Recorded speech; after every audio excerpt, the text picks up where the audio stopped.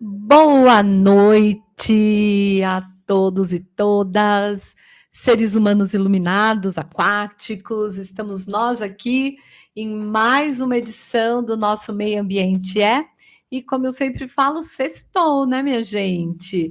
Então, depois daqui, vocês podem ir lá, tomar sua cervejinha, ou como tá um friozinho, tomar o seu vinho, tomar um caldinho gostoso, que hoje tá um bom dia para isso.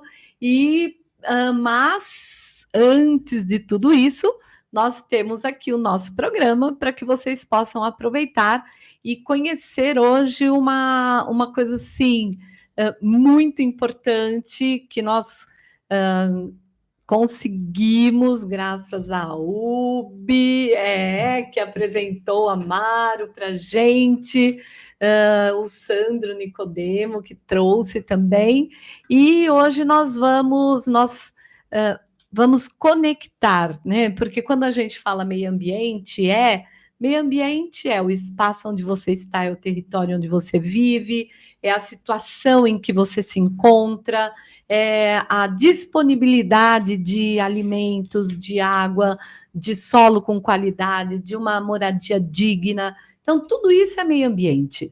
Né? Tanto um meio ambiente que é urbano, um meio ambiente que é rural, o meio ambiente dos ecossistemas, que ainda aqui no Brasil nós temos muitas áreas intactas e que nós precisamos preservar. E aí depois eu quero falar um pouquinho para vocês também dessa PL que foi aprovada essa semana e de todo o movimento que a gente está fazendo contrário a isso, mas eu vou explicar direitinho para vocês, tá? Mas hoje nós estamos aqui com a Amaro Abreu. Obrigada, Amaro, por você ter aceito o nosso convite. Gente, o Amaro, ele se formou em artes visuais e ele pinta o set, minha gente. Literalmente, né? Pinta muitas coisas. Ele participou em diversos eventos de países aqui na América, na Europa.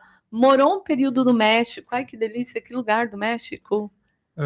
Zacatecas, que é bem no norte do México, quase fronteira dos Estados Unidos, e na cidade do México, DF. Coisa boa! É um caos, né? É um caos, mas é importante, né, essa sua experiência. Então, ele conheceu artistas locais lá do México. Em 2018, ele esteve no Oriente, passando pelo Egito, Líbano, Síria e Índia, participando da Bienal do Cairo e pintando em campos de refugiados palestinos. Então, até por isso, quem está acompanhando a gente viu que a chamada do nosso programa é O Islã e a Maçã, né? Que é justamente o título do livro que o Amaro vai falar com a gente um pouquinho, que eu fico imaginando como foi a sua experiência nesses campos, né, de refugiados. Bom, ele realizou exposições, uma exposição individual que chama Vida Paralela, em Porto Alegre, na Bahia, no Rio, em Lisboa. Gente, ele faz assim, Porto Alegre, Rio, Lisboa, né? México, Oriente Médio, né? Você vê que ele está ali, né, com o pezinho em tudo quanto é canto desse planeta. Trabalhar com arte dá essa possibilidade de se locomover, né, pelo mundo. Isso. Ele publicou um livro que se chama Habitat, que eu quero depois que ele fale um pouquinho para a gente, né, que é da trajetória dele. E agora, gente, ele está publicando esse livro que chama O Islã e a Maçã, que ele vai contar um pouquinho para nós. Mas antes do Amaro falar, a UB está aqui hoje, semana passada, né? O programa passado ela estava lá com o maridão, recepcionando, né? Que meu querido voltou de viagem, aí a UB estava lá, com certeza, muito bom. Dando uma assessoria. Dando uma assessoria. As minhas filhas, as quatro patas, porque elas ficariam muito nervosas com o pai chegando e a mãe ausente. Exatamente. Gil, se estiver nos escutando, um beijo no seu coração. Precisamos tomar aquela cervejinha. Hein? Tá, porque ele acompanha pelo YouTube, né? Isso. Bom, gente, boa noite para todos, todas, todes. É uma alegria muito grande estar aqui na companhia da querida professora Marta Marcondes, nesse programa maravilhoso que o Meio Ambiente é. E agradecer ao Amaro por ter aceito aí o nosso convite prontamente, também, né? É isso, Mas né? eu Que queria- eu topo, gente, adoro, gente. Assim.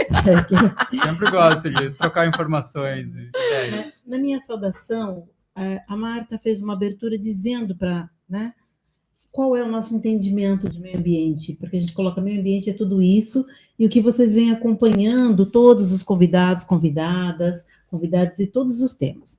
Mas eu queria aproveitar a presença do Amaro para dar uma outra leitura sobre meio ambiente muito importante.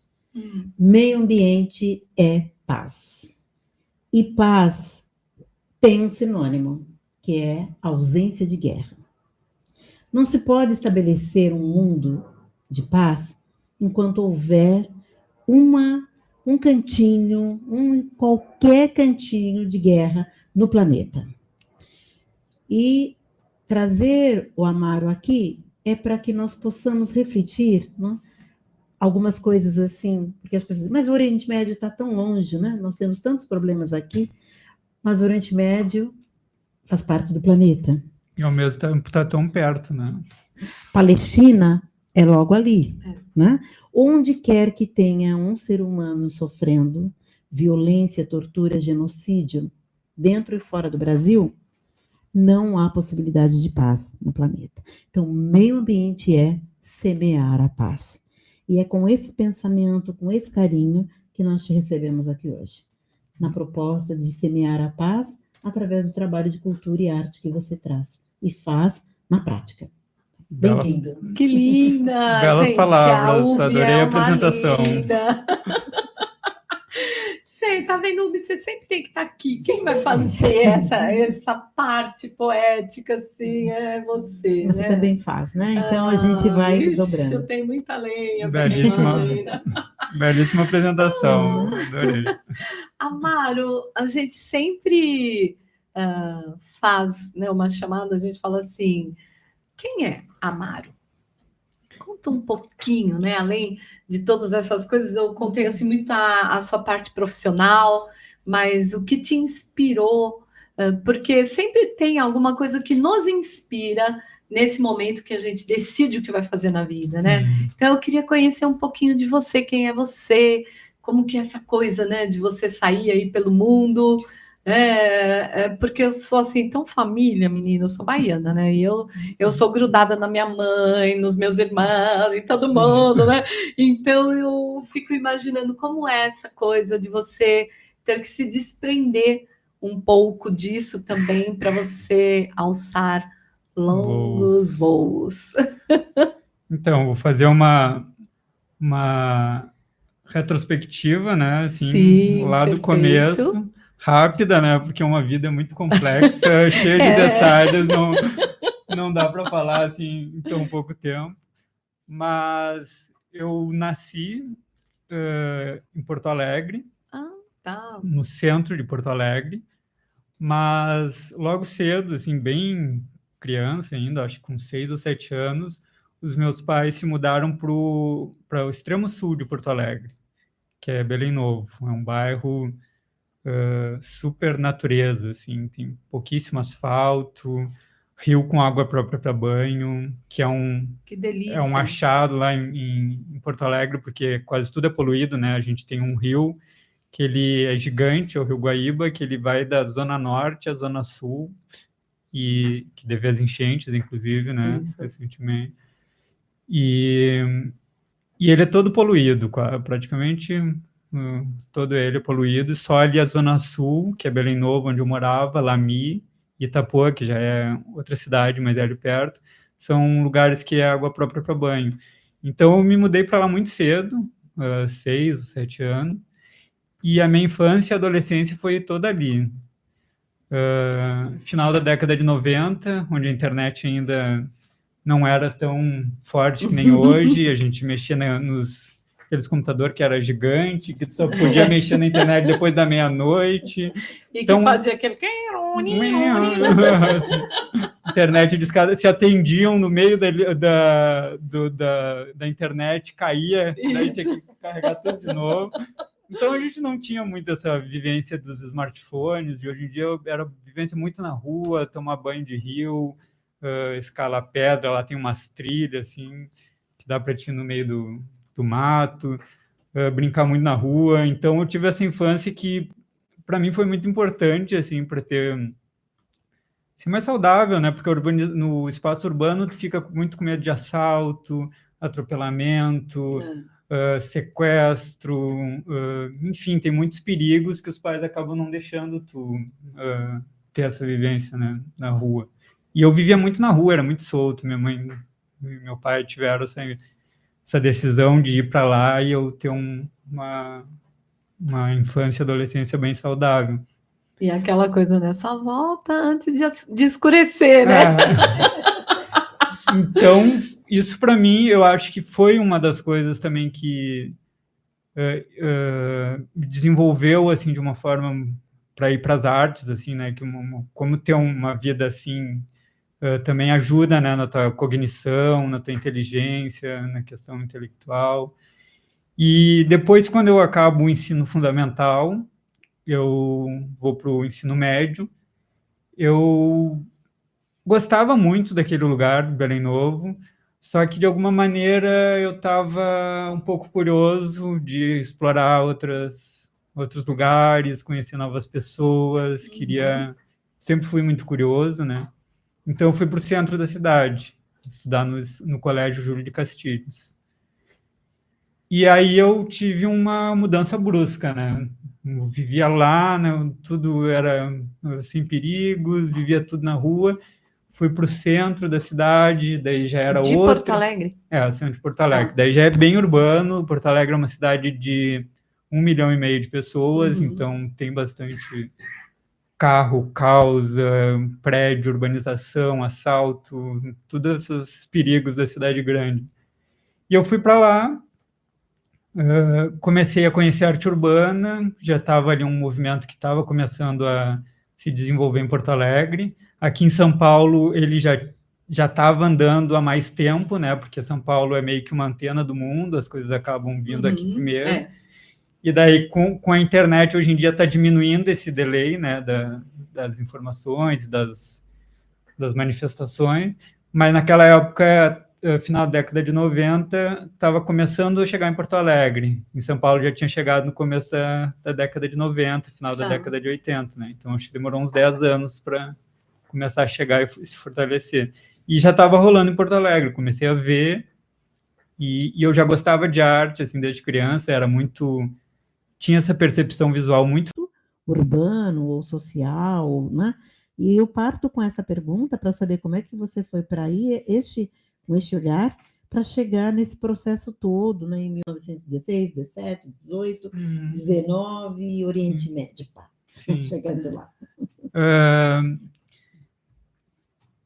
Daí, só para fechar o que eu estava falando, eu comecei design, mas eu não terminei, né? Eu fiz uns semestres e depois ganhei coragem e disse, não, eu vou fazer isso. Não é isso que eu quero. Se eu botar energia nisso, eu vou fazer isso virar Então, eu passei para as artes. Aproveitei algumas cadeiras, né? Tinha estudo da cor, do design, que eu gostei muito também, que eu aproveitei, mas daí fui para as artes. E daí, respondendo agora a pergunta da UB, eu acho que nesse momento que eu fiz essa mudança da zona extremo sul de Porto Alegre, num lugar com água própria para banho, natureza, que eu subia em árvore, que eu caminhava de pé descalço, que eu ficava até tarde na rua, para o centro, deu uma mudança brusca na minha vida ali, né? Eu tive um contraste de realidade e de vivências muito forte. E eu acho que nesse momento isso me impactou muito na minha sensibilidade, minha percepção de vida, de mundo. Porque eu imagino, né? Isso é muito... uma mudança que é intensa, né? E nesse momento eu também estava buscando algo que todo artista busca, que é uma identidade visual, que é uma coisa que identidade visual, ideológica, que o teu trabalho é uma coisa única, que representa, conversa com a tua alma, com os teus sentimentos, com as coisas que tu vive, porque tu pode fazer uma arte só reprodutiva, que é copiar coisas. Então. Mas um artista que quer ter uma identidade visual, ele precisa estar nessa busca.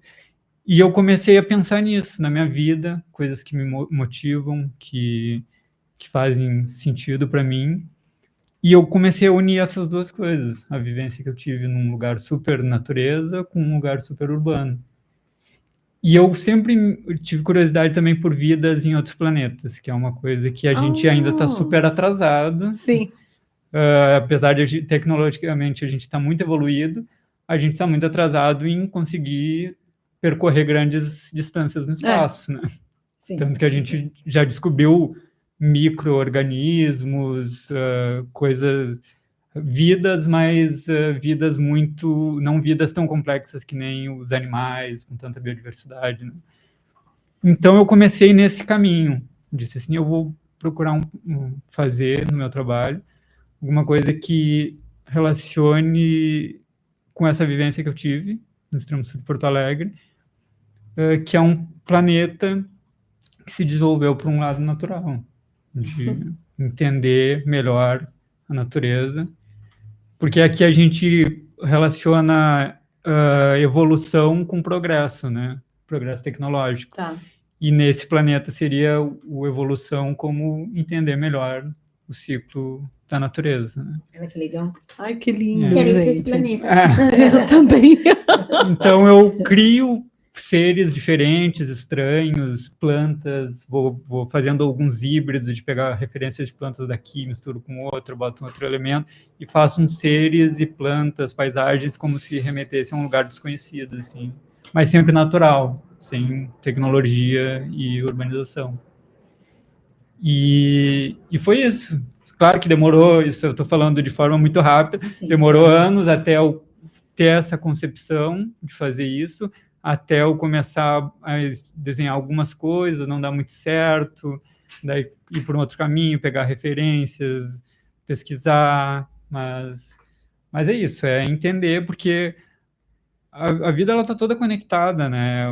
A planta está conectada com o animal está conectado com o céu a nuvem está conectada com a água que cai no lençol freático, é tudo um grande Nós sistema. estamos aqui, né, nesse planeta em conexão, né? Inclusive teve um livro que eu li que foi um divisor de águas na minha vida, literalmente, né, porque eu tenho um projeto Travessia das Águas. Um divisor de águas. Então foi um divisor de águas na minha vida, que é A Vida Secreta das Plantas. Esse livro é... Esse livro eu li na graduação, aí depois eu li novamente. Tu olha as plantas de uma outra perspectiva depois daquele livro, né? Eu converso muito mais com as minhas. Eu vou falar só um experimento assim, para os espectadores, que é muito legal, que é um dos que me marcou bastante, que é um cara no interior dos Estados Unidos, que trabalhava na polícia, provavelmente naquelas cidadezinhas bem remota, né? Ele pega um detector de mentiras e consegue adaptar para as plantas, né? Para captar a variação de energia delas. No momento que ele consegue, e isso tudo é comprovado cientificamente, né? Porque o livro, depois, vem pessoas, pesquisadores, cientistas que vão analisar, ver se aquilo ali realmente não é uma empulhação, uma falácia, E daí, depois, isso foi comprovado para poder entrar no livro, né? Que o livro ele é feito por dois americanos, que um é biólogo e o outro acho que é jornalista, se eu não me engano. E daí ele consegue adaptar para a planta e ele pensa assim, agora eu vou fazer alguns experimentos para ver como é que ela reage, né? E daí ele pensa em matar ela para ver como ela vai reagir. E quando ele pensa, antes de ele pegar qualquer objeto, ela já detecta a intenção dele. E daí ele vai evoluindo, faz outros testes, e daí o ápice do teste é quando ele chama vários estudantes da universidade, e acho que uns 10 estudantes, mais ou menos, e ele sorteia aqueles estudantes, onde o que foi sorteado vai matar uma planta. São duas, né? Uma do lado da outra. Ele vai matar uma e deixar a outra viva. Ele é sorteado, todo mundo vai para casa, no outro dia volta todo mundo. E daí entra individualmente na sala cada um dos estudantes. Ela detecta só o que matou. É incrível, né? E a Gente, gente não, tipo, tu olha a planta assim, tu normalmente não dá. não, mas tem muita energia, Só, muita energia. só para chorar um pouquinho. E o É, estudante matou a planta, por isso que a outra e detectou a que outra matou. detectou. Porque ele Fazia matou. parte do teste. Meu Mas é muito louco, Deus. porque a gente, por exemplo, condena uma pessoa por matar um ser humano à cadeia, condena uma pessoa por matar um animal, mas não à cadeia, que o animal seria um ser inferior, e nem quando tem condenação nenhuma para se tu mata uma planta, por exemplo. Então, Mas quando essas o classificações, povo, assim, quando falam assim, ai, olha, aconteceu tal deslizamento, enchente, ai, mas não matou ninguém. Aí eu fico pensando, não matou ninguém quem, né? Não matou nenhum humano. Mas e as plantas? Eu sou microbiologista, então, e as bactérias, as plantas, os micro-organismos, os ninhos, os ovos que estavam lá e etc. Então, não é uma coisa para você virar e falar assim: ah, não morreu ninguém. Eu falei: opa, como não, né? Ninguém quem? ninguém Né? A quem. gente tem que botar esses organismos todos ali fazendo parte, né? Sim. Então é Eles isso. são parte essencial. Se não tivesse plantas, Exatamente, gente. Não... não teria vida na Terra. As Aham. plantas, elas fazem o ciclo. E daí, só um outro experimento bem rápido, que eu achei, marcou, que foi muito interessante, é que eles instalavam um outro aparelho, daí já era outro experimento, né, em outro lugar, que eles instalavam um aparelho na planta e na pessoa que cuidava da planta, botava água, adubo, enfim. E essa pessoa ia viver a rotina dela e a planta ficava ali, né? E cada vez que a pessoa sofria uma emoção intensa, tanto para bom quanto para ruim, a planta detectava no exato momento que ela estava sofrendo alguma emoção, ela detectava. Daí fizeram na cidade, né? A pessoa vivia a rotina dela, voltava para casa e ela conseguia, de alguma maneira, se conectar com a pessoa. E depois mudaram as distâncias, botaram uma pessoa na América, a planta na América e a pessoa na Europa. E ela continuava detectando todinhos os momentos emocionais Olha a intensos. conexão, gente. Ai, É meu muito Deus. louco, né? Esse livro foi um livro assim que Foi divisor de água. foi bastante divisor. E aí, pegando um pouquinho disso, Marta, que ele está trazendo, eu quis só ficar naquele cantinho, assim, né, do olhar do artista, que vai amadurecendo para poder. Ele vem. Sim, né? Agora você já me traz de como me relacionar com as minhas plantas. Elas devem sentir. Bote água nelas, hein, Então, Por favor, plantinhas, hein? né? Como eu tenho aquela coisa assim, procuro me hidratar sempre, né? Então, Claro. aí eu já sei que elas estão ali me influenciando. Toma aguinha e me molhe, toma aguinha e me molhe. Às vezes eu me encharco as pobrezinhas.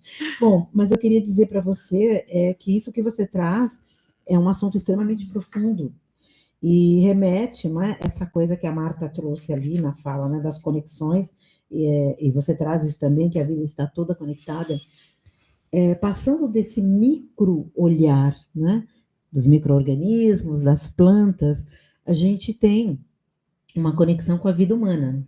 Uhum. E no momento, eu quero ir para aquele assunto que eu não quero ir, mas eu vou chegar lá, que eu não quero ir, mas tem que chegar lá. Então, chega. Se você traz esse assunto da sensibilidade de uma planta que sente o sofrimento, mas também as emoções positivas, né? A gente ainda está numa limitação mental que a gente só se relaciona agora com os animais, que isso nem antes a gente fazia, e agora a gente começou numa relação mais profunda, isso faz, né? Que 2, 3 décadas que a gente começou, acho que umas 2 décadas e meia, 3 décadas, né? No máximo. No máximo, que a gente começou a se relacionar com os animais de uma forma diferente, e agora eles fazem parte da família, né? Já não é mais aquele o cachorro, a cadela, o gato, né? Mas é o parente vivo, né? Ele não é eu não gosto do termo pet, mas assim, ele faz parte da família, né? Ele mora dentro de casa, dorme com a gente, come, né? Muito nova essa relação com o ser animal, né? Então, ainda a gente não desenvolveu essa sensibilidade ainda muito profunda com o ser vegetal, né? Que eu acho que, a partir da sua fala, a gente começa a olhar para um próximo passo. Mas, como a gente ainda nem conseguiu com o ser vegetal, esse carinho, esse olhar e essa percepção, nós também percebemos que nós temos grandes limitações na relação e nessa conexão da empatia, né, do sentimento com o ser humano. Uhum. E daí eu queria que você entrasse um pouquinho nos seus livros, até porque o nosso tempo é muito curto, né? Sim. Que você falasse um pouquinho da sua primeira produção literária, qual foi o olhar, o que te motivou, e depois como você vai por essa incursão desse livro que você vai lançar agora no dia 8 de junho. Isso, e contar a sua experiência, né, enquanto artista, no campo de refugiados. A gente queria entender, ouvir um pouquinho. Você sai do livro O Habitat, né? Uhum. Como é que você chega até essa primeira produção e depois como é que você caminha para uma outra produção que é o que vai ser lançado agora. O Habitat, ele vai bem nessa linha que eu falei, né, que ele é muito imagens, planeta muito em contato com a natureza, né. E esse livro, esse novo, ele já é bem na área literária mesmo, ele é escrito, tem poucas imagens, mas ele vai narrando algumas situações que eu passei, pessoas que eu conheci, coisas que eu fui fazendo durante essa viagem no Oriente Médio. Conta um passo atrás, como é que você chegou para essa situação de ir para o Oriente Médio? Como é que foi? Isso, Dá um passo atrás. Eu não me lembro direito o ano, mas teve um ano que eu tive participando de um projeto que era de doar obras de arte, e a venda dessas obras de arte reverteriam para um projeto de refugiados, jovens palestinos refugiados. E eu doei uma obra na época, foi para Sheila Zago, que era a curadora, e o trabalho foi vendido para o Benedict Hunter, que era um amigo que é da Inglaterra, e eu enviei esse trabalho para ele, e passou alguns anos depois disso, e a Sheila me enviou um edital que era para se inscrever, era um edital, mas era um edital assim meio fechado, não era um edital aberto, assim, que algumas pessoas eram pré-selecionadas, escolhidas, e daí tu se inscrevia nesse edital, fazia uma proposta de projeto, e algumas eram aprovadas, mas não era um edital aberto, assim, já tinha uma pré-seleção e depois...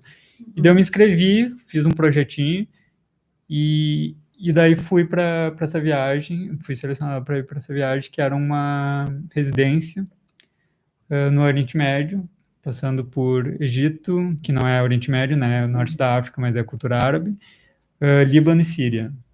Síria em guerra. Nossa. 2018, né, estava em guerra ainda.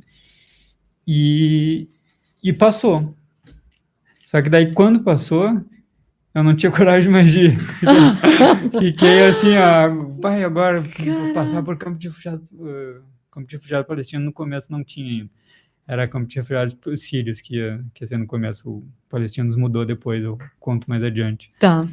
E daí eu não tinha mais coragem de ir. Fiquei assim, tanto que o primeiro capítulo do livro é Noite Sem Dormir, porque eu fiquei quase um mês que eu não dormia direito, pensando, será que eu vou mesmo? É tão fazendo essa preparação, né? É tão fácil acontecer um deslize. Claro que as embaixadas estavam todas envolvidas, tinha a Sheila, tinha um monte de gente, profissionais envolvidos, mas é muito fácil, tem muitos jornalistas que vão lá com a BBC envolvida, com, sei lá, New York Times, e acontece merda, né? Então, tem esse risco, porque é um lugar muito tenso, os nervos muito à flor da pele ali, né?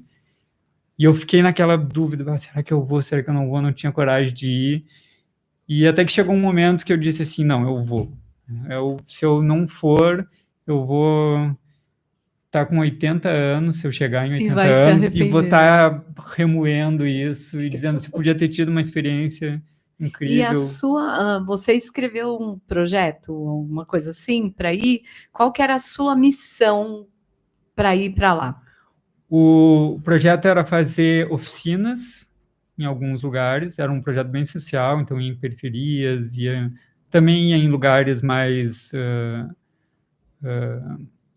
como a Bienal, assim, lugares mais, me fugiu a palavra agora,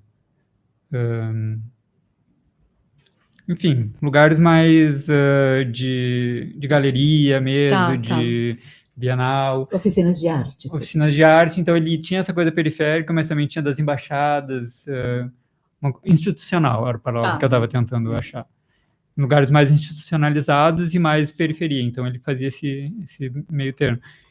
E daí eu fui para a viagem, e a proposta era isso, era fazer palestras falando sobre processo criativo, fazer oficinas com jovens, fazer pinturas, tinha tudo isso. E daí inicialmente também tinha uma ideia de fazer um documentário que ia ser feito pelo Auler, que era um fotógrafo que já tinha estado lá naquela região, tinha feito foto com os curdos, tinha estado na Síria também, mas aí não deu, no final das contas acabou não dando certo. E daí a proposta era isso, fazer várias atividades, e várias que foram surgindo no momento, né? Tá. E demandas, né, que devem ter surgido também. Sim. Tá. E, inclusive, uma que acabou não acontecendo, que eu fiquei muito triste, era que o pessoal da embaixada ia fazer uma exposição na casa de um milionário, um sheik milionário, cheio da grana, que ele queria fazer com os brasileiros. E eu já estava imaginando sair lá de limousine, né? Os caras comprando obras dos brasileiros para os shake. Imagina aqueles shake cheios da grana. Sim, né? Pegam um petróleo de monte, tiram muita grana. Eles iam comprar e iam mesmo. A gente ia fazer muita grana naquela exposição se ela tivesse acontecido. Mas por que não aconteceu? Vou chegar lá. Olha a curiosidade. Estamos recém no primeiro capítulo da novela. E daí a Fernanda Mansur e o Pablo Romero, que eram da embaixada do Egito, quando a gente estava no Cairo, iam fazer essa exposição e estava tudo preparado. O cara ia fazer uma exposição com coquetel e ostentações, e os caras iam pagar milhões nas nossas obras, não sei o quê. E eu já estava, eu e o Alberto Pereira, que era o carioca que estava junto comigo. E poucos dias antes de acontecer a exposição, o Bolsonaro se elegeu e trocou a embaixada de Tel Aviv para Jerusalém. Não trocou, anunciou que ia trocar, né? Porque depois acabou não trocando.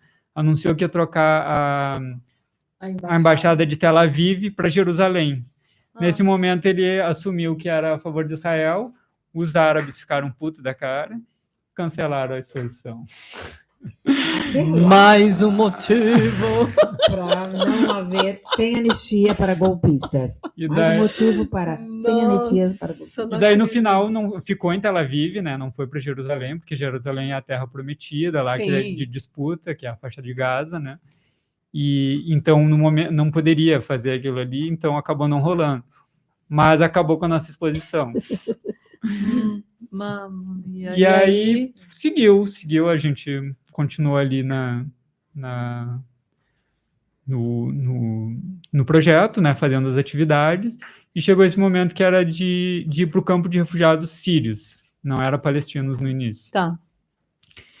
E daí a gente foi lá para o campo de... A gente foi a Trípoli, que é norte do Líbano. Saímos de Beirute, isso daí a gente já tinha saído do Cairo e tinha ido para Beirute. Ficamos uns dias em Beirute, fizemos uma exposição lá na embaixada de Beirute, e de lá fomos para Trípoli, que é a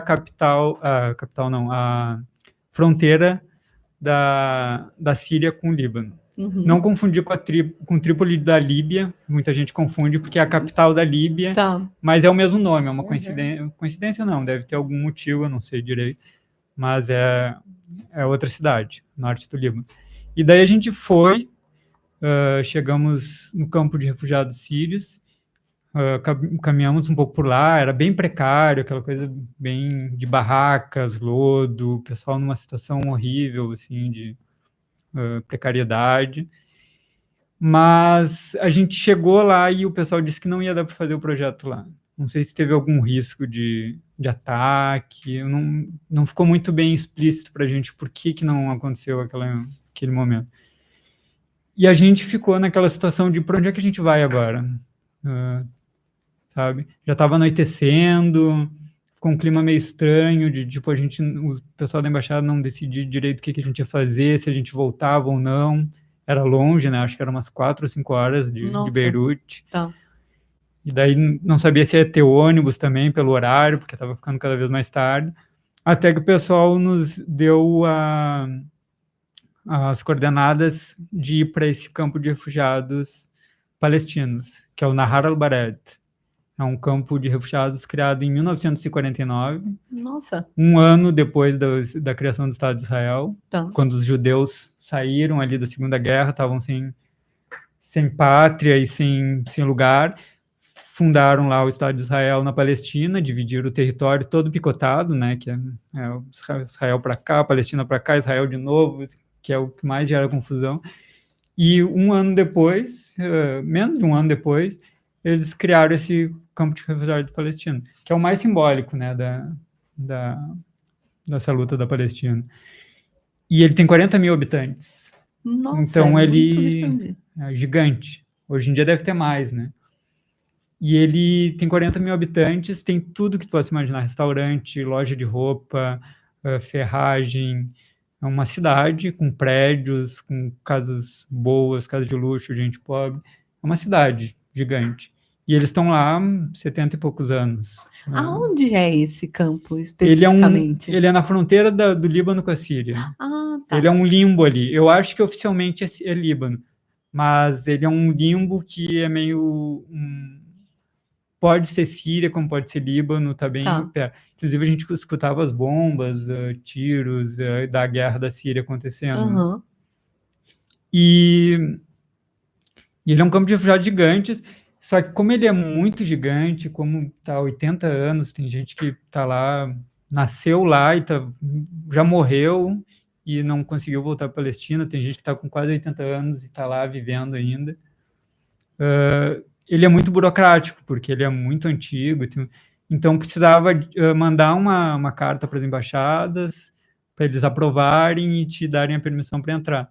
Só que daí, como a gente já estava lá, disseram, não, nós vamos ir meio ilegalmente, porque agora já estão aí, nós temos que fazer as atividades. E daí chamaram 2 palestinos que viviam dentro do campo para nos buscar de carro. Isso já estava anoitecendo, então estava todo um clima assim de será que vai dar? Será que não vai dar? Meio medo, né? E daí a gente só poderia entrar se a gente fosse palestino, né? Se a gente fosse estrangeiro, não podia. Só que a Sheila, descendente de italiana, loira do olho azul, e o Alberto era negro com os dreads até a bunda. Então, meu Deus. Só eu que ainda passava um pouco por árabe, né? Eu tenho características, né? Enfim, eu tenho descendentes ali da Catalunha, que é uma região que foi habitada pelos mouros muitos anos, né? Ali a Península Ibérica foi habitada ali pelos mouros muitos anos, então com certeza eu tenho um pouco de árabe, né? Tem todas as feições e tal.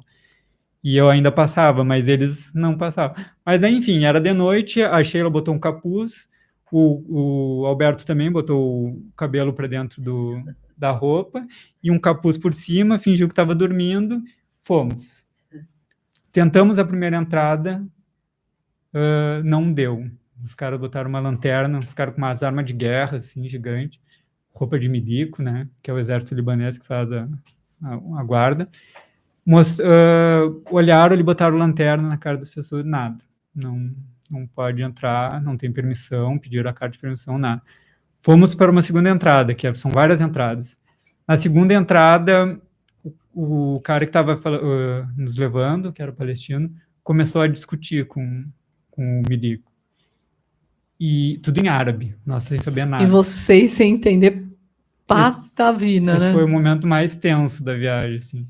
E eles discutindo em árabe, começou a esquentar cada vez mais, começou a ficar um clima meio estranho, eles começaram a ficar muito agressivos um com o outro, e a gente ficou louco de medo, né? Daqui a pouco esse cara se irrita, dá um tiro, essa coisa de milico, né? Dá um tiro e daí é capaz de atirar na gente também para matar essa testemunha, né? Tava todo mundo tenso, mas daí discutiram, até que veio um pessoal ali do chega para lá, chega para cá, calma aí. Deixa disso, né? Deixa disso, separaram, e só que não conseguimos entrar. Daí ligaram de novo para a embaixada, já estava aquela confusão, o palestino que estava nos carregando, fumava um cigarro atrás do outro, não parava, assim, de um cigarro no outro, assim, pegava o toquinho nervoso. E daí falaram com o pessoal da embaixada e conseguiram resolver. Disseram, não, agora vai dar certo. Vai lá na entrada X, que vai dar certo. Daí fomos lá e conseguimos entrar. Nossa, depois de tudo isso, não dava nem coragem de entrar, né? O coração já estava na boca, né? Mas conseguimos. Meu Deus. Foi a única situação, assim, mais tensa que eu passei. As outras foram todas, acho que, mais tranquilas, né? Mas aí entramos, fomos lá, conversamos com o pessoal, tomamos um chá lá, que eles tomam chá, né? Fizemos as coisas tudo. E depois nos levaram lá e fizemos as atividades na sequência. Eu pintei, inclusive, num muro todo cheio de tiro de bala, né? Tinha acontecido um atentado uns anos antes, de um pessoal que assaltou um banco, que era da resistência, e se refugiou dentro do campo, e daí os caras chegaram atirando todo mundo. E daí o muro que eu pintei era cheio de furo de bala, assim, eu fiz uma revoada de pássaros. Meu Deus. E essas pinturas que vocês fizeram, você registrou, fotografou e está trazendo no seu livro ou não? No livro, não tem algumas imagens, mas não as fotos. Tá. As fotos, a gente achou que seria mais interessante o livro ser essa coisa do imaginário mesmo, da pessoa imaginar, e daí depois, se ela tivesse curiosidade, ela busca, porque daí depois tem imagens na internet e tal. Tá. Mas eu já fiquei imaginando como seria a pintura numa cerca toda furada a balas, que voltou a ser uma revoada de pássaro. Deixa eu só interromper um pouquinho, porque a Dona já está ali olhando também, porque tem os comentários, né? Claro. Das pessoas que conversam no WhatsApp, no nosso programa, no Instagram e também no YouTube. Pode ir.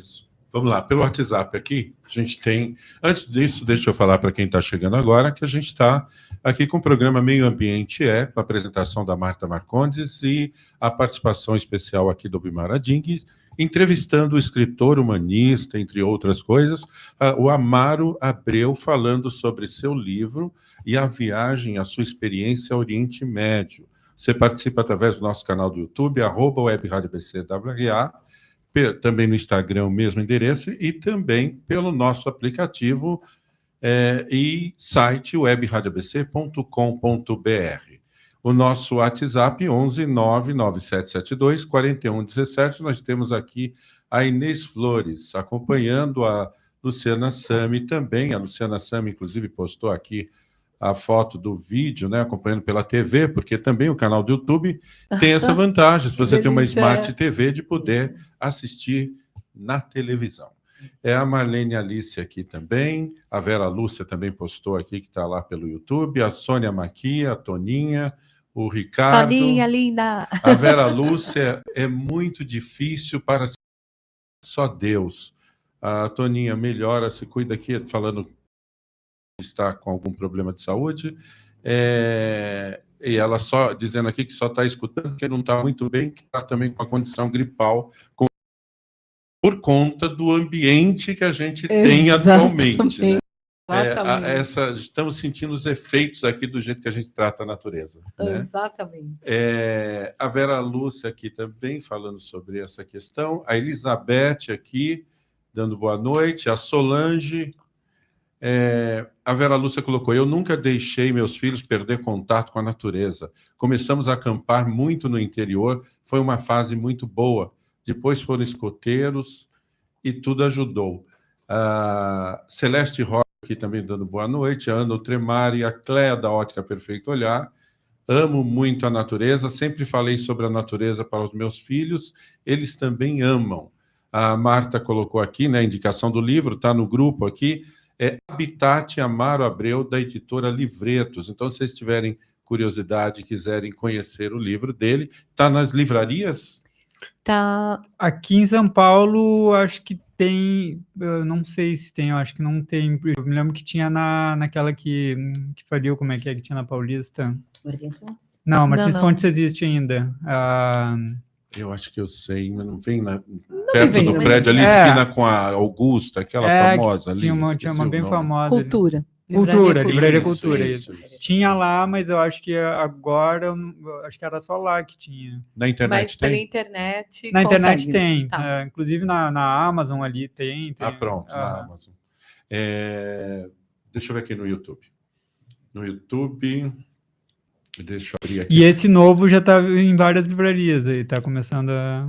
O slam e a maçã. Tem na livraria Martins Fontes, Tá. tem na livraria da Augusta ali também, livraria do Espaço, e a gente vai começar a distribuir aí para outras. Eu tô com o Perfeito. YouTube aberto aqui. Tem, Quer que eu- tem aqui a Sônia Nobre, né? Sim. É uma conexão sutil com as plantinhas. Que aqui eles estão fazendo comentário Em nos cima das momentos em que falas. vocês estavam falando, né? Então, às vezes, as coisas vêm aqui num tempo, mas é por causa disso. Claro. A Vera Lúcia já repetiu aqui o que tinha falado lá no WhatsApp. O Sandro Nicodemos aqui também falando, Bolsonaro não perdoa. Faz uma caca atrás da outra até aonde não imaginamos. Nem tinha sido eleito, já estava cometendo problema, já estava causando. Já estava causando, O né? pior é que tem um repetindo aí a situação lá nos Estados Unidos, né? É. Que mal entrou também já estava dando Já- canetada lá. Isso, e já estava fazendo as cacas. Exatamente. Pois bem, é com vocês aí. Eu até falei meio no impulso, mas eu fiquei até assim, será que eu podia ter falado de Bolsonaro? Mas como é de meio ambiente, né? Meio ambiente e Bolsonaro são... Não dá para Combina. aprofundar. Mas até aí é uma opinião sua, gente, tudo bem. Tá? Sim. Ok. Bom, e também não vamos ficar gastando o nosso precioso tempo, que é curto na rádio, para falar de quem não merece. Exatamente. Exatamente. Aí, voltando um pouquinho para essa produção, não sei se a Marta quer perguntar, mas eu estou curiosíssima, coçando aqui para entender, né? Você contou, eu quero muito, vou pesquisar lá a foto dessa imagem, né, da cerca com tiros, que virou uma revoada de pássaros, que aproveitando cada, né, buraco.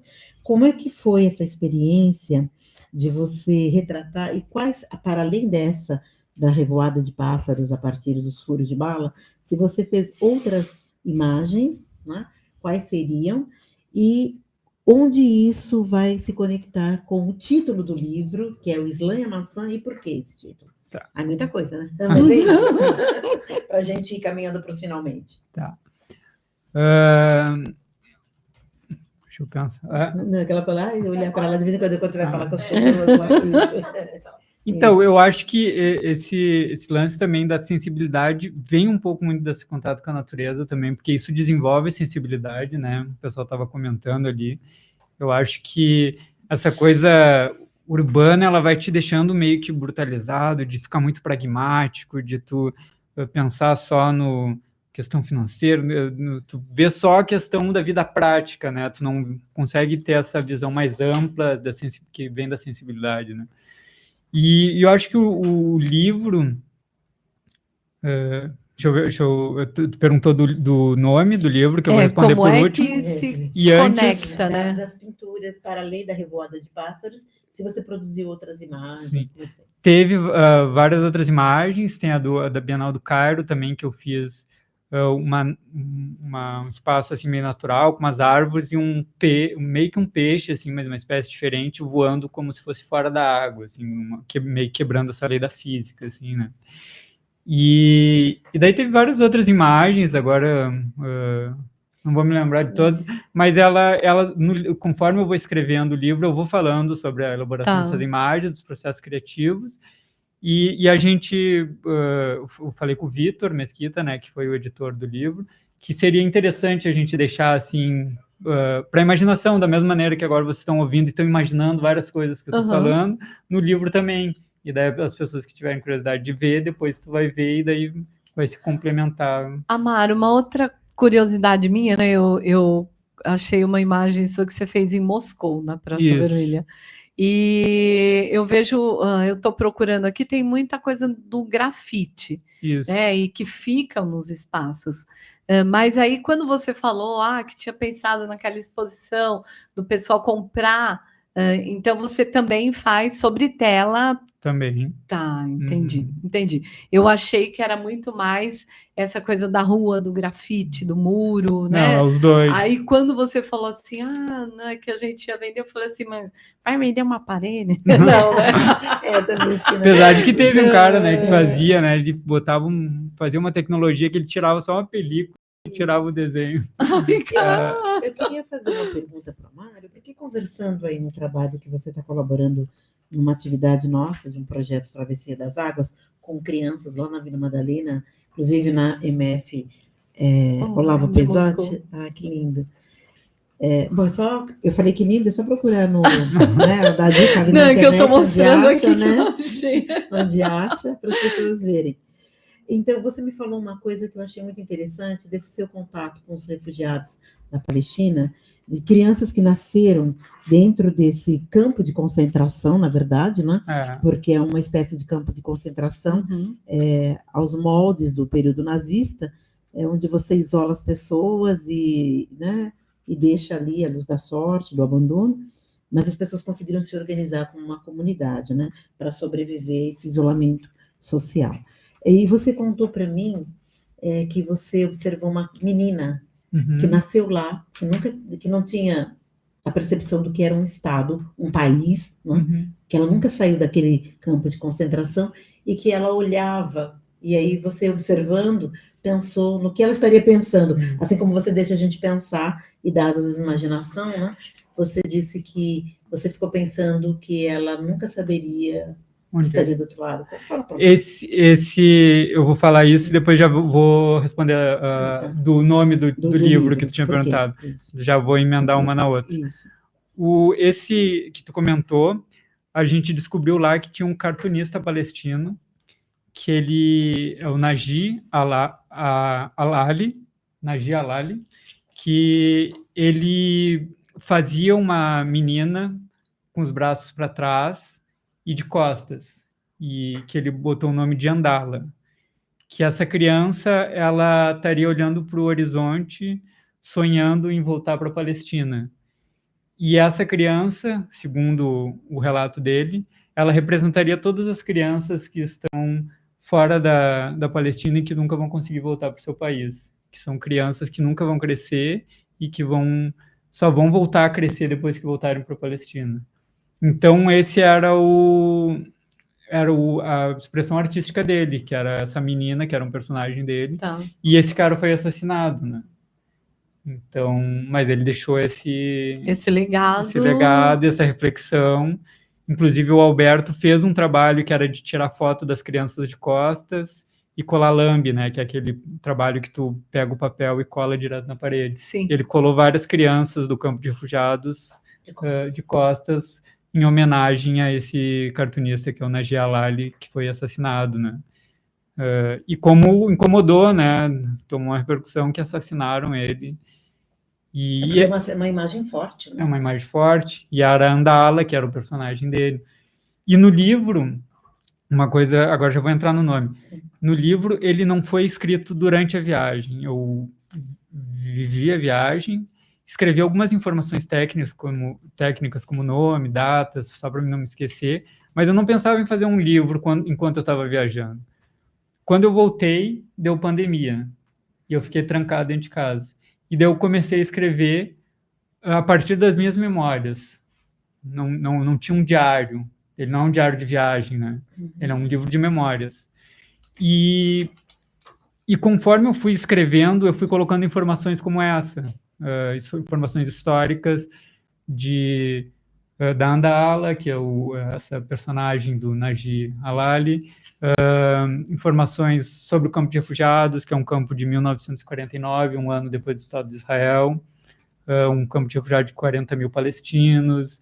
Essas informações históricas que eu vou, conforme eu vou contando, se encaixa, eu vou colocando. Falo também sobre a Primavera Árabe, que muitas pessoas conheceram, porque estava na mídia, mas não sabem a história, que é o Bouazizi, que era um vendedor na Tunísia, que muito pobre, assim, né, vendia frutas, e a polícia retirou as frutas dele, e o carrinho dele, para ele trabalhar, que ele trabalhava, e ele começou a ficar numa situação muito complicada, não conseguia pagar as contas, foi lá pedir de volta, né, o carrinho dele, e não devolveram.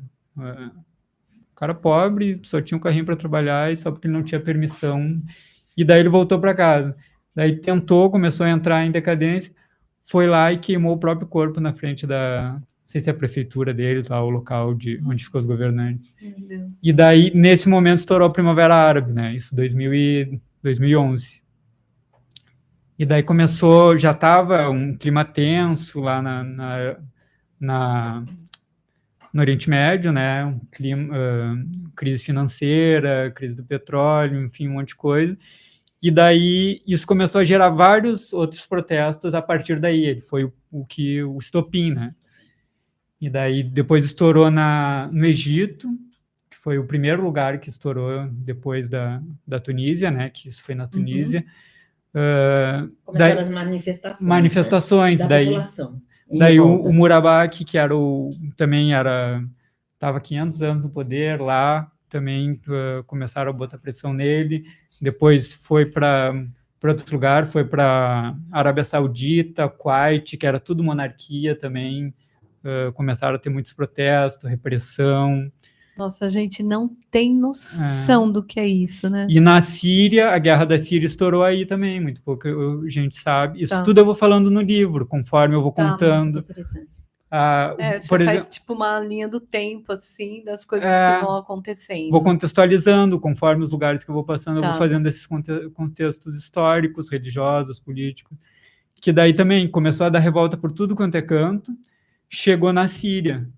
Na Síria, o pai do Bashar al-Assad já estava há 30 anos no poder.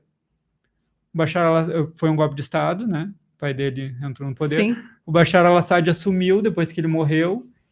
E daí era repressão total, né? Regime militar, ditadura. Eles começaram a ver que estavam os manifestos acontecendo. Quando começou lá, eles começaram a repressão muito forte. E estourou a guerra civil, porque daí o pessoal não aceitou. E a guerra civil da Síria aconteceu em consequência da Primavera Árabe.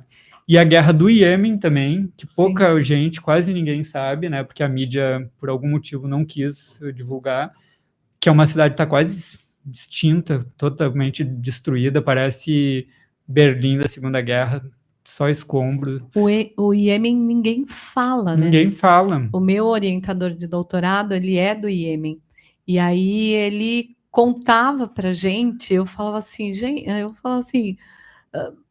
como assim, né? Ninguém Sabe? sabe. O que é isso, né? Ele falou assim, ninguém sabe. E a Síria todo mundo sabe. A gente ninguém divulga, porque o Iêmen é uma tripinha assim, né? Naqueles países árabes, e lá é onde a gente tem a maior guerra. Nossa, o Sabri contava umas coisas assim que eu ficava apavorada, apavorada das coisas que acontecem. Eu acho que, desculpa te cortar, mas tranquilo. Assim, eu acho que o que você está trazendo é uma reflexão enorme para a gente fazer quando a gente fica numa imbecilidade de querer que tenhamos militares no comando e etc., entendeu? Isso atraso, é uma imbecilidade tão grande que eu não consigo nem retratar isso aqui, porque é justamente, né, são essas figuras que têm armas na mão, né, e que ficam nessa coisa de um monte de parece um monte de robô, né, vestido lá com uniforme, com arma na mão e etc. E são os que dão um golpe de Estado sempre, né? Golpe de Estado, que não admitem que as pessoas se manifestem, desculpa. Eu encontrei aqui, né, eu acho que é essa a imagem da menina, isso, né, do cartunista. Então, é uma coisa assim, gente, que vamos... cada vez que alguém de vocês nesse planeta que está nos escutando, se alguma vez já passou na cabeça de vocês, mas eu acredito que não, porque aqui na rádio o pessoal é tudo na paz de já, sabe? É um pessoal muito tranquilo. Então, por favor, gente, é um negócio que nós sabemos que cada vez que tem uma questão militar, onde os militares eles entram no poder. A gente tem uma repressão muito grande. Tem que tomar cuidado. Eu sempre. morei na Europa há um tempo e eu tinha um amigo sírio, eu conheci a Síria. Quando eu falo com o Monsadá hoje, ele fala, você não tem noção, a Síria não é mais nada daquilo que você conheceu. Então eu fico pensando, até me arrepia, que eu fico pensando, como que você perde tudo? Né? Como que acaba com tudo? Como que você não tem liberdade de expressão, de fazer uma imagem, né? Então, eu fico imaginando você como um artista, como uma pessoa com tanta sensibilidade, como que suportou tudo aquilo.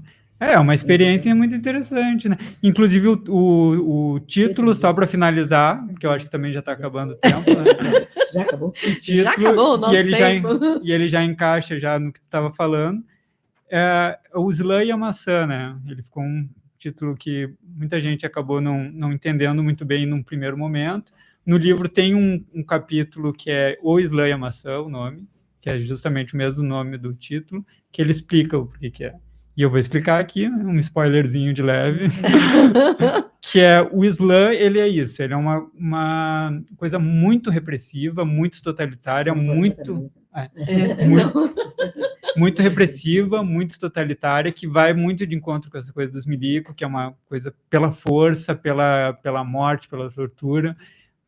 Eles não podem representar seres humanos, plantas, é só tanto que quem é muçulmano, ortodoxo mesmo, só faz padronagem, né, que é aqueles símbolos repetitivos, é sempre coisas que não podem remeter à natureza. Eles dizem que o que Deus fez, o ser humano não poderia repetir.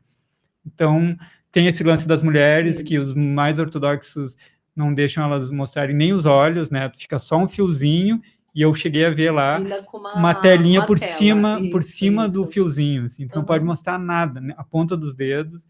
Então é um sistema muito totalitário, e o nome é o Islã, porque é esse totalitarismo, essa rigidez da tradição, né, da cultura deles, que tem muita coisa boa também, não vou dizer que tem só coisa ruim, mas que essa parte é muito rígida. E a maçã, ela é uma representação do mundo ocidental, do Ocidente, né? Tanto que Adão e Eva, a Eva teria comido a maçã, condenado a humanidade ao pecado, e a Apple também usou a maçã como um símbolo de grandes prazeres, de tentações do... Quando eu li, eu pensei, eu vou te falar sinceramente, pensei numa coisa assim, o Islã, que é aquela coisa totalitária, né? E a maçã, sabe? A maçã do Ocidente. Lá da maçã, não sei o quê. Da cidade grande. Essa coisa. Quando eu vi, eu falei assim, gente, me dá a impressão disso, uma coisa muito... e uma coisa... mais solta.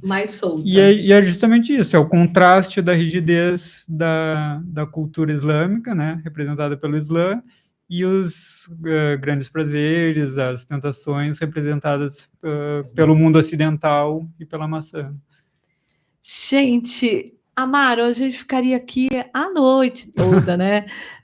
Vamos fazer mais vezes, conversar mais, até depois trazer um pouco do que você está fazendo lá com a gente no Travessia das Águas, né? Que a sua experiência de vida é muito importante para a gente poder discutir isso. Tá? Maravilha! Antes da gente fechar e fazer as despedidas, eu quero dar 2 recados muito importantes. O primeiro recado, gente, é sobre um projeto de lei que foi aprovado essa semana, que é o projeto de lei 2159/2021, que esse projeto de lei, ele diz o seguinte, que cada município será responsável pelo seu licenciamento ambiental.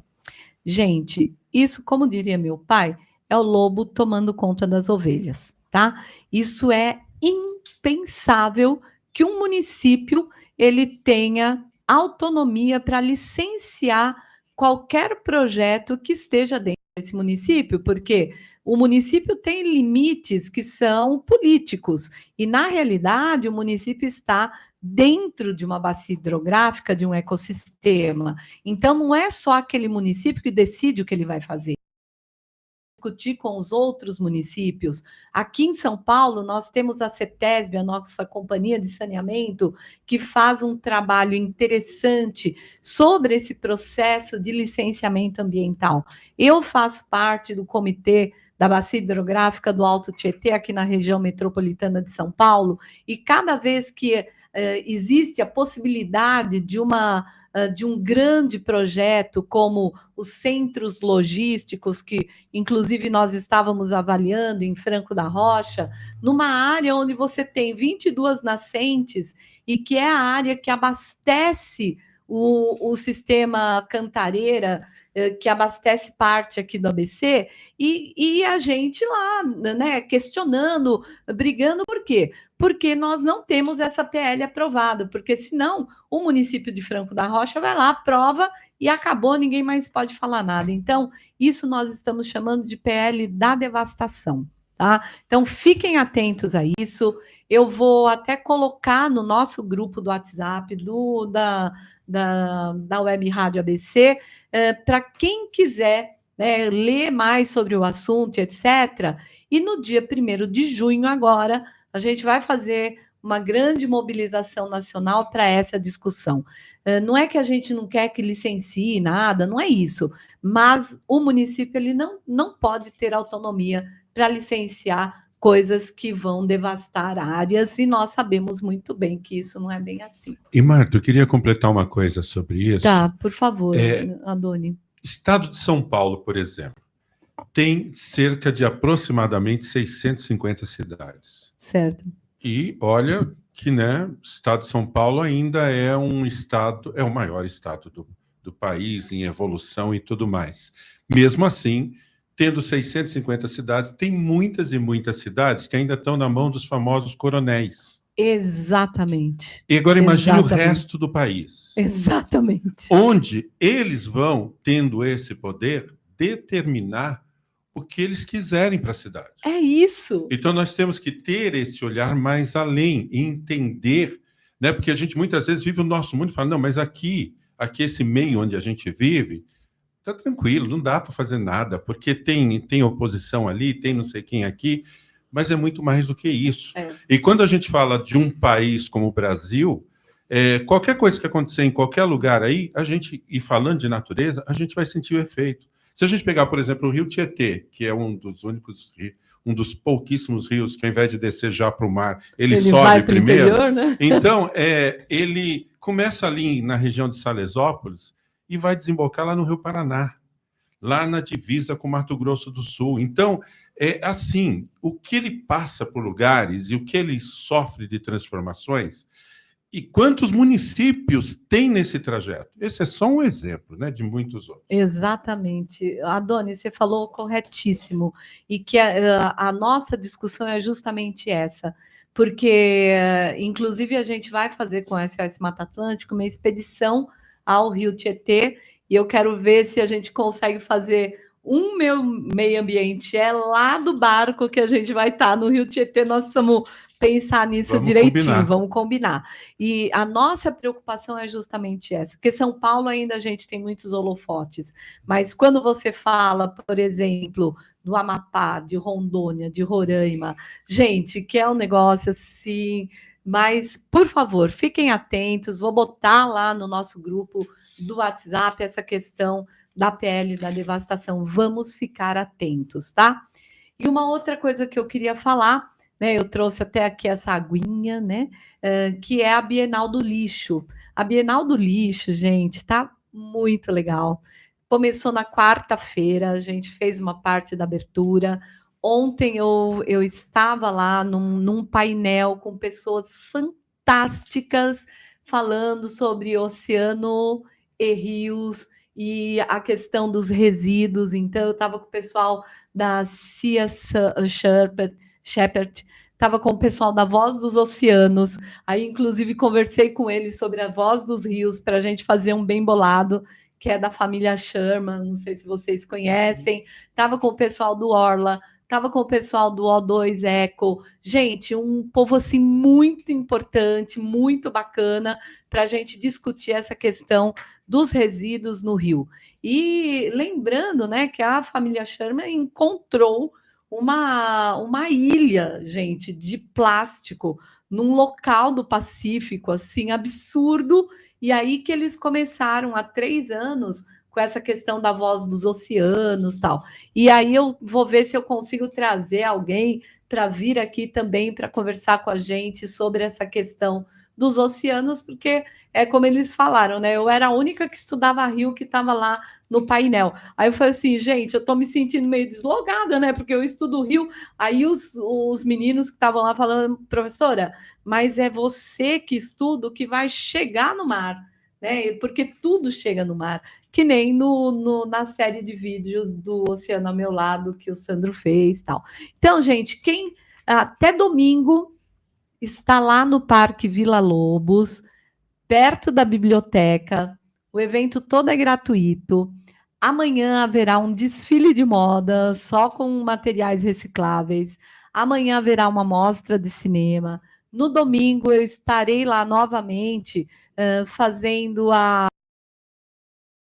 o Guardiões das Águas, que é vídeo. Então, e tem oficina para criança, tem um espaço maravilhoso de exposições. Vão, minha gente, vão. Gratuito, é um evento gratuito. E tá lá, é só você chegar, entrar e aproveitar do que existe lá na Bienal, tá? Desculpa, gente, mais um pouco eu dou palestra aqui. Ubi, Amaro, faz só um tchauzinho para o povo. Tá. Como é que as pessoas te encontram? Isso. Boa. Então, só para fechar, né? Eu acho que só um pequeno adendo, que eu acho que esses projetos sustentáveis é sempre importante, porque assim como eu tive sensibilidade, não sei se eu teria a mesma sensibilidade se eu tivesse nascido no meio de Tóquio, de Nova York, e não tivesse uma família que tivesse uma atenção para isso. Talvez eu tivesse me desenvolvido de uma maneira completamente diferente, né? Então, como é importante os rios, as plantas, biodiversidade, tudo isso. E eu acho que finalizar aí com isso, agradecer aí todo mundo pelo espaço, pela conversa, pelas trocas de informações. Vai ter um lançamento do livro do dia 8/6, na Martins Fontes, que fica ali na Paulista, perto do Itaú e do Sesc. Quem quiser apareça, serão todos bem-vindos. Nós vamos falar um pouco sobre o livro, sobre como que foi financiar o livro, sobre a viagem também. Eu acho que é isso. Agradecer a Ubi, a Marta, pelo esse espaço. Que lindo, obrigada. E por mais projetos sustentáveis, conectar as crianças com a natureza. Amém, amém. Porque as crianças e os adultos são natureza. A gente tem que sempre lembrar disso, apesar de ser uma coisa tão óbvia. Aí só aproveitando que você é tão artista, assim, hoje nós tivemos uma perda significativa. Sebastião Salgado, que partiu desse plano e que ele deixou um legado assim para quem trabalha com arte, foto, natureza, né? Porque ele fez fotos fantásticas assim. Então só, né, para a gente lembrar desse nosso brasileiro tão importante que foi Sebastião Salgado. Grande perda. Grande perda. Falar alguma coisa? Nossa, como? Respirar, já falei. Fez uma introdução. Meu microfone, fez uma introdução linda. Fez uma introdução linda, agora faz uma finalização linda. Essa é meio minha contribuição aqui nos programas. São 3 coisas, né? Por exemplo, começando do final. Tive a oportunidade de conhecer o Sebastião Salgado, né? E porque quando a gente fazia um trabalho com crianças em situação de rua, ele registrou muito, né? As crianças em situação de vulnerabilidade extrema, não só no Brasil, mas em outros países, então. E acompanhei algumas exposições dele sobre esse assunto. Mas eu quero dizer, pegando então dessa história de Sebastião, que é o que o Amaro traz, essa possibilidade do olhar sensível para a vida. Mas o Amaro trouxe uma perspectiva de que o olhar sensível e a sensibilidade quando você educa e cria uma criança com a possibilidade que ela tenha conexão com a água, com a terra, com a planta, ou seja, você permite que a criança tenha conectividade com a existência verdadeira, que é Essência. a essência, com a vida. E porque Amaro Abreu teve conexão com essa possibilidade, ele desenvolve, então, a sensibilidade do olhar. E começa a perceber a arte como forma de comunicação com a vida. De retratar a vida a partir desse olhar sensível. E olha como a vida, ela é importante dentro dessa conexão com esse olhar, que faz com que ele possa quebrar fronteiras, mesmo do próprio medo, de encarar desafios para poder chegar num outro território, numa outra extremidade do planeta, e continuar levando essa sensibilidade que foi uma semente fortemente adubada, fortemente, né, cuidada, e que produziu esse fruto maravilhoso de sensibilidade, de olhar e capacidade de interpretação da vida. Mas também capacidade de diálogo com a vida e de partilha. Porque através do seu livro, através do seu trabalho, você vem fazer essa partilha com a gente.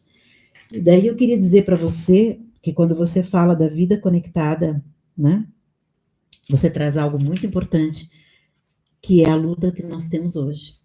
Quem são as pessoas que foram eleitas para ocupar um parlamento, um congresso nacional, que são os deputados, senadores que estão lá, que são incapazes de olhar para a vida com esse olhar de amor, respeito e com essa compreensão da conectividade, de que se nós não tivermos a planta para a criança se relacionar, a água para a criança se relacionar, ou seja, para o ser humano se conectar, desde o começo da vida, intrauterina, que é a água. Se nós não tivermos essa conectividade, esse respeito, esse cuidado com aquilo que alimenta a vida, que inspira a sensibilidade e que forma seres humanos lindos como Amaro, como é que o planeta vai existir? E como é que essas pessoas que se imbuem de poder, e é isso que tu falaste aí, quando estão aqueles caras que estão lá produzindo guerra, Sem destruindo sensibilidade, vidas, né? que não têm essa sensibilidade de olhar para a vida e destroem vidas, como é que a gente vai, não é, Adoni? Não é, Kátia? Ter esperança de que o planeta vai existir. Porque na mediocridade dessas pessoas de aprovarem um PL que é realmente da devastação, num momento onde nós estamos trazendo uma COP para o Brasil para discutir a questão da emergência climática, ou seja, da existência do nosso planeta enquanto planeta possível de ser habitado por pessoas que possam desenvolver sensibilidade no olhar e amor pela vida, nós temos lá, eu vou dizer uma palavra bem feia aqui, né? Mas a gente tem liberdade de expressão. Dá um pi na hora. Nós temos lá uma cambada, uma corja de pessoas extremamente